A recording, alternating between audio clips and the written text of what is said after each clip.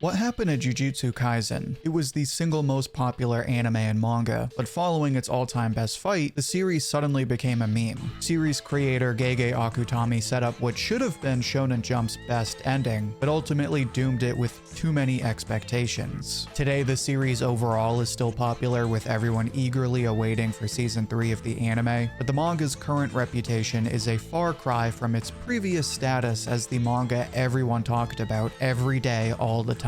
Which leaves us with just two questions. What caused the ending to be so disappointing? And more importantly, was Jujutsu Kaisen really that good to begin with? That's why in this video, I'm going to revisit the rise of this series and its insane popularity, discuss the common criticisms against the manga and how these blew up in the ending, but also explain why despite these flaws, Jujutsu Kaisen is still an incredible story that completely changed how we look at fights thanks to its unique approach to shonen action. Just be warned that there will be major spoilers at the end of the video. Now, like I said, before we get into the ending, first we need to look at the very beginning. Because to understand why people hate this ending, you need to know why people got hooked on this series in the first place. And when I say hooked, I mean blood rushing, dopamine chasing, clearly unhealthy but unlike any other high, hooked. This series was so popular that it was getting spoilers faster than One Piece. Mind you, One Piece fans are so bad that they often get accused of only reading One Piece, which is exactly what happened to Jujutsu Kaisen. The fans became so obsessed with JJK that they would often be accused of only reading JJK and nothing else. The irony, of course, was that it wasn't always like this. When Jujutsu Kaisen debuted, it was originally named Tokyo Metropolitan Curse Technical School. Akutami had never intended for this to be a full serialization, so Shueisha released those 4 chapters in Jump Giga in 2017. But the editorial staff liked the story so much that they encouraged Akutami to continue it. This would lead Akutami to start the next chapter of the story for a brand new serialization under the name of Jujutsu Kaisen, which in hindsight, I'm so glad he did, because JJK is a lot easier to say TMCTS. Anyway, Jujutsu Kaisen debuted in March of 2018, roughly half a year after the prequel had ended. And that prequel, which we now call Jujutsu Kaisen 0, was released as a physical volume in December of 2018. Now, when Jujutsu Kaisen started, it got a decent reception, but it certainly wasn't the kind of instant hype we've seen for recent stories like Gachi Akuta or Kagurabachi. This was 2018, so everyone was mostly preoccupied with One Piece and My Hero Academia and Black Clover and Demon Slayer. This was mainly because while it was clearly a darker story than most Jump manga, Jujutsu Kaisen was also pretty goofy in its early chapters. Plus, the action hadn't quite kicked in yet. For that reason, Jujutsu Kaisen really wasn't popular until the later chapters. Of course, this meant that by the time we entered the Gojo flashback and met Toji, Jujutsu Kaisen had become one of Shonen Jump's best manga. This was also just about the same time the anime was announced, and when it debuted a year later in the fall season of 2020, it instantly became the biggest show in anime. Unfortunately, it was this insane level of hype that would eventually come to doom the series. But real quick before I get into that, make sure to become a channel member if you're enjoying the video. You'll get exclusive badges and emojis to show off in our weekly live streams, and you can pick which series I cover next. Now, when I personally talk about Jujutsu Kaisen, I generally look at it in 2 stages: pre-Shibuya and post-Shibuya. And that's really because Shibuya kind of changed everything. So before Shibuya, you had the Gojo flashback, which is pretty short but gave us one of manga's best fights in the form of Gojo versus Toji. And of course, this was when we got one of the most iconic panels in manga. Point being that this arc made Jujutsu Kaisen one of the most popular manga in Jump.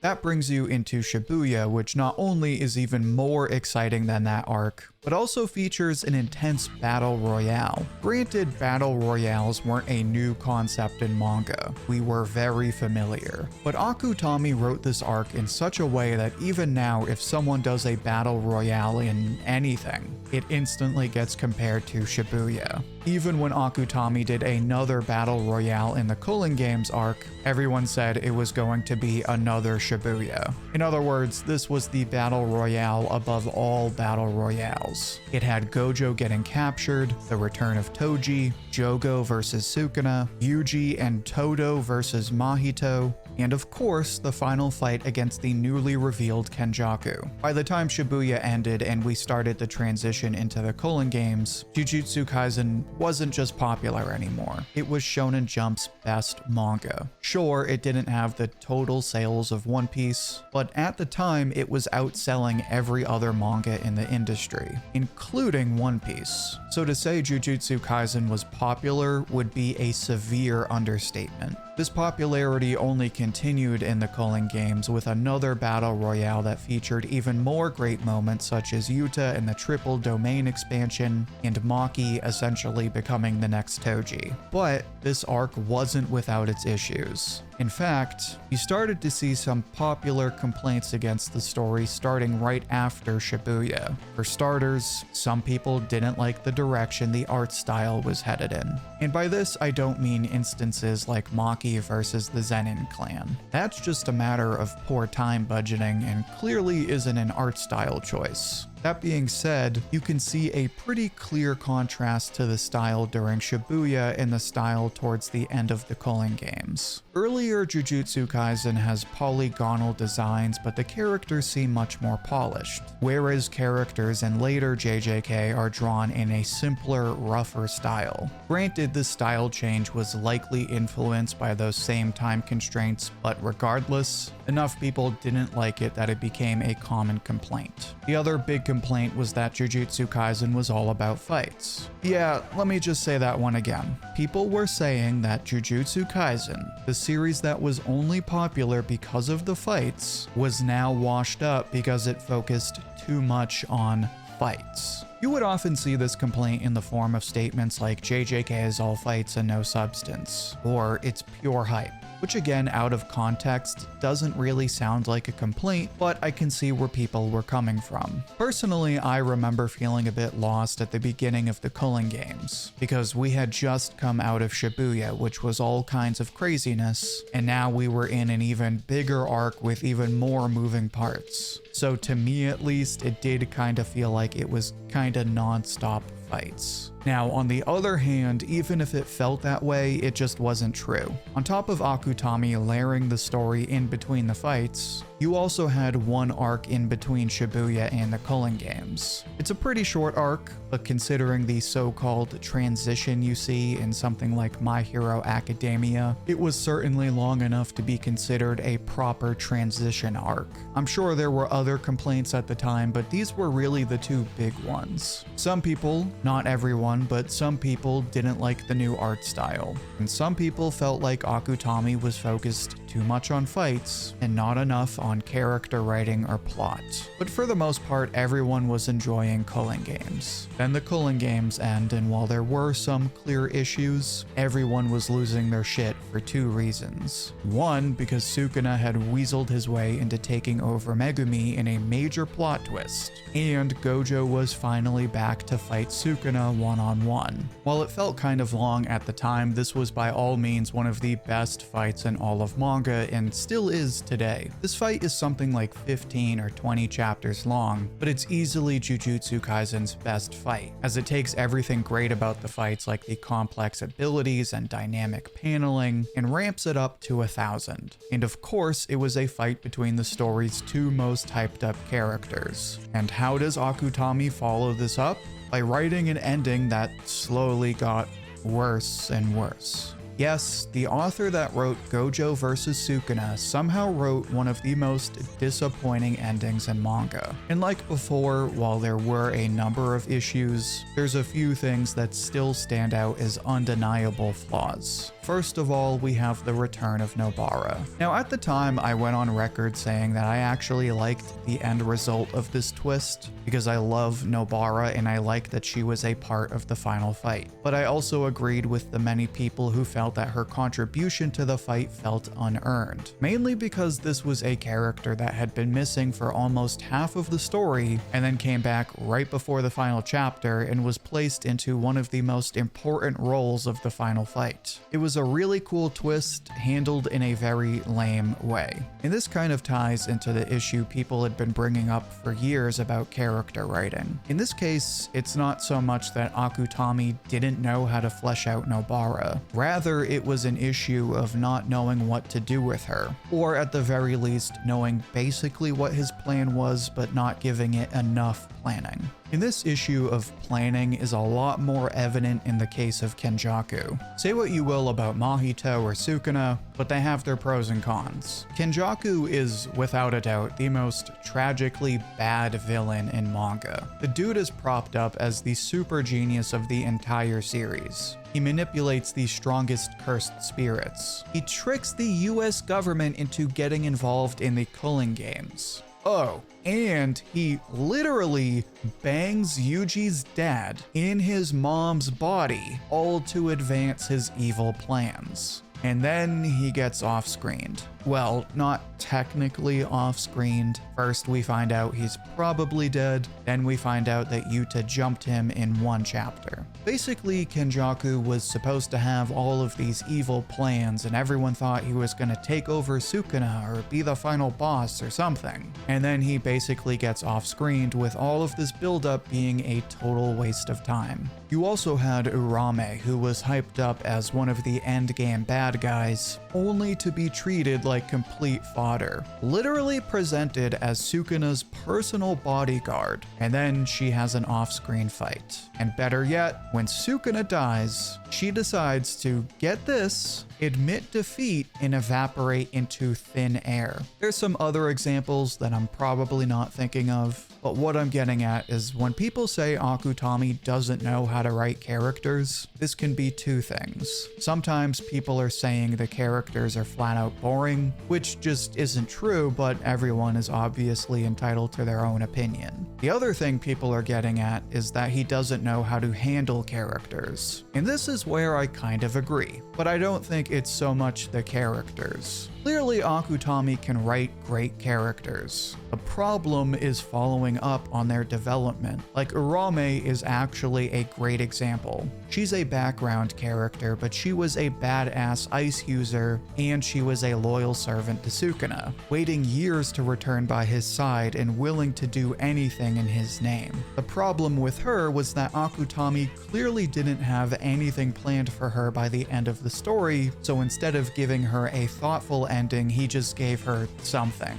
That's just bad planning. And really, planning, or the lack thereof, is what killed Jujutsu Kaisen. Because when you have a fight like Gojo versus Sukuna, you are literally lying if you say Akutami can't write. But being creative and being a good planner, unfortunately, do not go hand in hand. And when you look at the story and its flaws through this lens, suddenly you start to understand that Akutami was big on ideas, but not so big on execution. This is why it feels like there's so many unanswered questions, and why we got one of the most weirdly meticulous final chapters where Akutami suddenly decided to lore dump. Now, I've seen online that apparently Akutami admitted to never really planning the story, but apparently had the ending planned out from the beginning. I don't know how true any of that stuff is, but just by reading the story for myself, it seems like Akutami had some idea of what he wanted the ending to look like, basically, but left a whole bunch of empty space in between. And if you ask me, I think Ouji is a big example of this. Ouji has arguably the best arc in the entire series, and I don't think it's crazy to say he's the best written character in the story. In fact, his part in the ending is easily the saving grace of the final arc. That being said, it's not like Akutami completely planned every part of his character. For example, in the end, we see him use his domain expansion where he brings Sukuna into his memories. So clearly he has powers tied into memories. prior to this, we saw on at least 2 occasions instances where Ouji influenced other people's memories. He did this against Todo, and more notably, he did this against Choso. This was clearly something Akutami was building up to, and yet half a year after the story ended, we still don't know how those events are tied into Yuji's powers or his domain expansion. You even have some quote where Akutami apparently said Ouji can't control people's memories, even though he clearly does, and then brings Sukuna into his own memories. Something like that is a pretty clear example of how Akutami clearly had a lot of big ideas and just didn't follow through on some of them. Which is why you can have an ending with one of the best protagonists in manga and one of the best fights in anything, and still have it feel utterly disappointing. But that brings us back to the other question I asked at the beginning of the video. We know what killed the ending, namely poor planning and execution on great characters and ideas. So the big question is, does this ruin the entire story? If Akutami fumbled all of those plot points, then is Jujutsu Kaisen really even that good, and is it still worth reading? And I think anyone who followed the story to the end will openly tell you that despite these flaws, Jujutsu Kaisen is still one of the best manga ever written. First of all, you don't get to be one of the best-selling manga of all time by being pretty good. You have to do something pretty amazing to sell those kinds of numbers. And it's not rocket science. People like Jujutsu Kaisen because of the fights. For every one dumb fight, Akutami has like 50 perfect fights. But it's not just because Jujutsu Kaisen has so many great fights. It's also because of how Jujutsu Kaisen contributed to the Shonen formula. Anyone who reads Jujutsu Kaisen can tell it has 2 clear influences. Bleach, obviously, but more importantly, Hunter x Hunter. Cursed Energy is right up there with Nen as one of the most dynamic and engaging power systems ever invented. Say what you will about Jujutsu Kaisen meatheads, but it wasn't just aura farming that carried the series. It was the nuanced power systems and the interplay of sophisticated abilities like Hakari's Idle Death Gamble or Gojo's Limitless. It's not necessarily the all-time best power system, but the thought that Akutami put into these abilities made Cursed Energy just as great as Nen or Stan's. Second, say what you will about the ending, but I still think Akutami writes great characters. Megumi is a great character,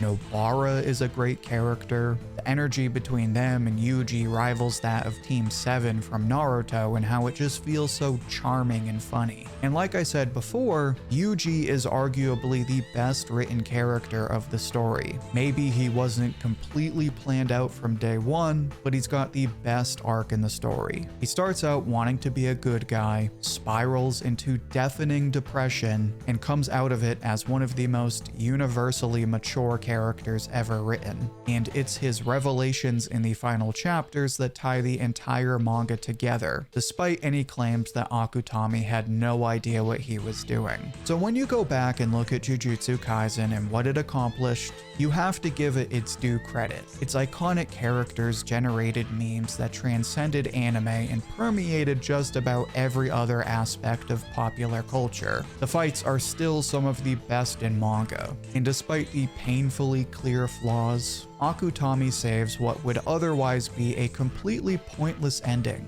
and delivers an incredibly mature message. Basically that we shouldn't try to be heroes that fight evil, but should try to understand people from their own point of view, even if we still completely disagree with them. It's a character arc that, in my opinion, makes Ouji an even better character than someone like Gon, which is crazy to say with how much Hunter x Hunter influence there is, but it just goes to show how much this story has to offer. So sure, Jujutsu Kaisen is far from perfect and clearly fell short of expectations, but people wouldn't have had such high expectations if it didn't deliver such great fights and fun characters. And that is why it is still one of the best manga to ever be written. But maybe I'm wrong. Maybe Jujutsu Kaisen really is trash. Maybe the fights really aren't that great. Let me know what you think down in the comments. I'll pick my favorite and share it as comment of the week on my community tab. And don't forget to become a channel member. You'll get exclusive badges and emojis, you can pick which series I cover next, and you can even get credited in future videos. Also check out my other Jujutsu Kaisen videos, which you can find in the playlist linked right here. Until then, thank you for watching, and I hope to hear from you soon.